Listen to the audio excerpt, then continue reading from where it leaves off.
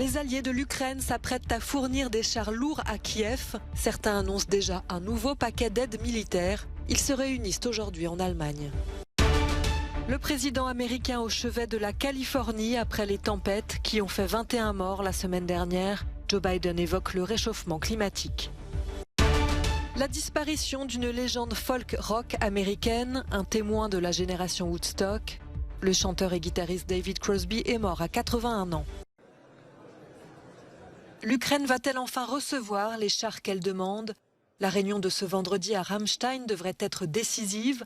Les pays de l'OTAN discutent en Allemagne de la possibilité de livrer des blindés lourds à Kiev. La position de Berlin est décisive. Les autres pays attendent son accord pour réexporter les Léopard 2 qu'elle leur a vendus. Washington promet des véhicules blindés mais pas de chars lourds. Ce nouveau paquet militaire permet de répondre aux besoins urgents de l'Ukraine en matière de véhicules blindés et de combat. Nous lui fournissons donc 59 Bradley, 90 Stryker, 53 MRAP et 350 Humvees supplémentaires. Kiev dit avoir besoin de centaines de chars lourds pour une future contre-offensive contre la Russie. Elle est envisagée à la fin de l'hiver. En visioconférence, Volodymyr Zelensky demande un geste fort maintenant à ses alliés. Vous avez la possibilité de faire de Ramstein la réunion des chars, pas en négociant des chiffres entre vous, mais en donnant votre accord de principe à des livraisons qui stopperont le mal russe. Quelle que soit la décision prise aujourd'hui à Ramstein, l'Ukraine recevra au moins 14 chars Challenger de la part du Royaume-Uni. Londres l'a déjà promis, sans attendre la décision de ses alliés. De son côté, la Pologne dit songer à se passer du feu vert de Berlin pour envoyer ses léopards en Ukraine. Eva Kaili, l'ancienne vice-présidente du Parlement européen inculpée dans un scandale de corruption, restera en prison, en détention provisoire au moins 1 mois de plus. Le juge a annoncé cette décision après une nouvelle audience au Palais de justice de Bruxelles. Une déclaration contestée par ses avocats. Le parquet fédéral estime que tous les risques qui permettent un maintien en détention préventive existent. Le risque de fuite, le risque de collusion avec les tiers et le risque de destruction de preuves. Nous estimons que ces risques n'existent pas. Euronews a appris qu'Eva Kaili semblait épuisée pendant l'audience à huis clos. Elle est entrée dans la salle avec des menottes qui n'ont été retirées qu'au cours de la procédure. Après avoir parlé pendant 10 minutes, elle n'a pas pu éviter de pleurer en parlant de sa fille de 23 mois qui est gardée par son grand-père. Elle a insisté sur le fait qu'elle est innocente et n'a rien à voir avec le scandale. Son avocat grec a également déclaré qu'elle avait été soumise à des tortures la semaine dernière lors de sa détention pendant 16 heures dans une cellule de la police fédérale.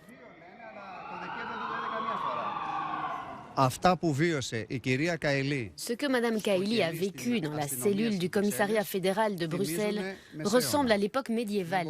Elle ne pouvait même pas dormir, c'était interdit.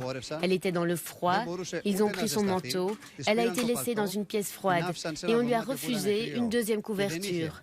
Et on ne lui a pas permis de se laver. Tout cela, ce sont des tortures.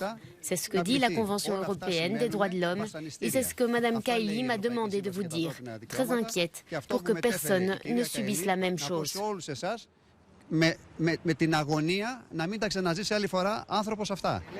Ses avocats affirment également qu'elle paye le prix le plus élevé par rapport aux autres suspects qui pourraient sortir et préparer leur défense. Ils font référence à Pier Antonio Panzeri, qui a passé un accord avec les autorités belges et qui commencera des audiences secrètes mardi pour dévoiler des éléments substantiels de l'affaire et devrait révéler d'autres noms de personnes impliquées dans ce scandale présumé de corruption, soit comme acteurs, soit comme soudoyés. Dans le même temps, la demande de levée de l'immunité de 2 autres personnes, Marc Tarabella et Andrea Cosolino, est en cours. Les autorités belges assurent que les décisions seront prises dans le mois à venir.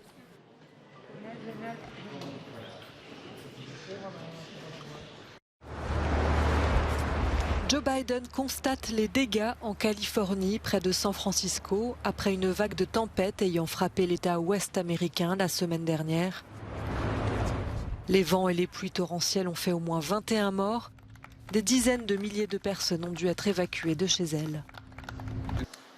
Les eaux sont en train de se retirer, mais nous allons voir maintenant toute l'étendue des dégâts causés aux maisons, aux entreprises, aux fermes et aux ranchs. Certaines des destructions vont prendre des années pour être complètement réparées ou reconstruites.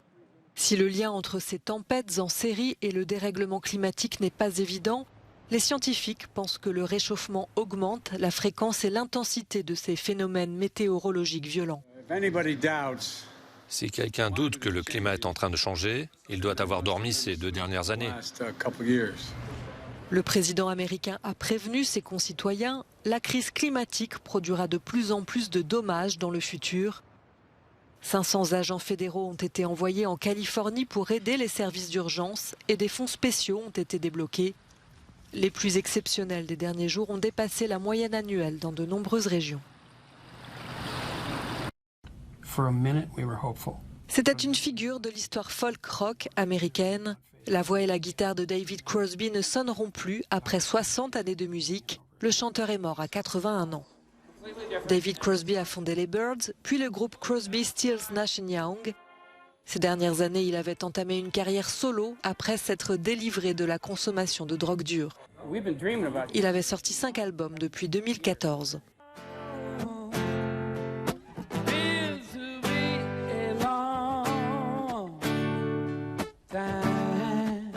Cet acteur de la génération Woodstock était un chanteur engagé, un militant pacifiste ayant chanté contre le nucléaire ou lors de l'occupation de Wall Street en 2011.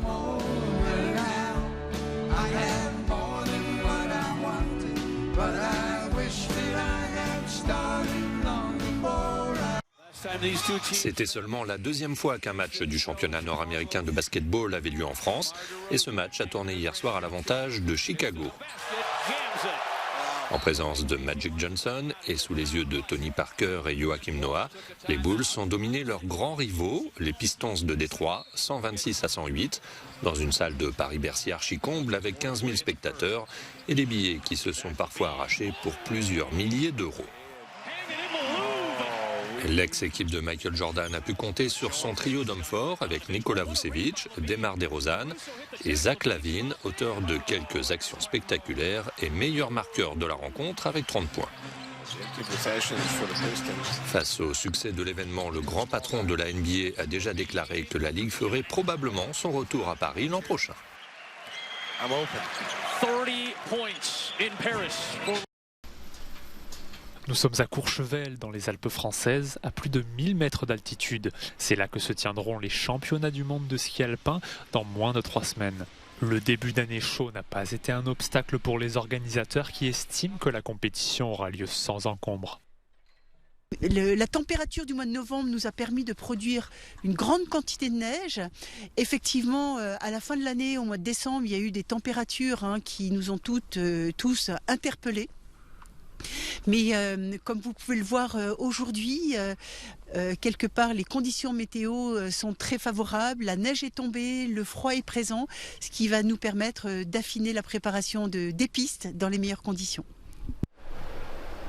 Sur le 2e site de compétition à Méribel, la plupart des installations sont montées au pied de la piste du Roc de Fer. Les canons à neige sont en action pour recouvrir la piste d'une couche la plus uniforme possible. Yannick Favier est responsable de cette piste. Il nous décrit la saison inhabituelle qu'il a vécue. Là, il y aura toute l'arrivée, les écrans et le départ là-haut. Voilà, c'était une saison, on va dire pas classique. On se croyait mi-décembre, on avait quasiment la même chose qu'on a là derrière moi actuellement. Et 10 jours après, c'était beaucoup plus compliqué. Mais il y a eu des hivers des années étaient longs à se mettre en route. Voilà, on sait que c'est pas tout le temps simple et il faut jouer avec la météo. Ici, à Courchevel, la compétition sera bientôt prête et les organisateurs ne se font pas de soucis quant au manque de neige, car les températures sont de nouveau assez froides pour accueillir la neige du culture sur les 2 sites. À Méribel pour les femmes et à Courchevel pour les hommes, les 600 athlètes pourront a priori skier du 6 au 19 février sans souci. Gaël Camba à Courchevel pour Euronews.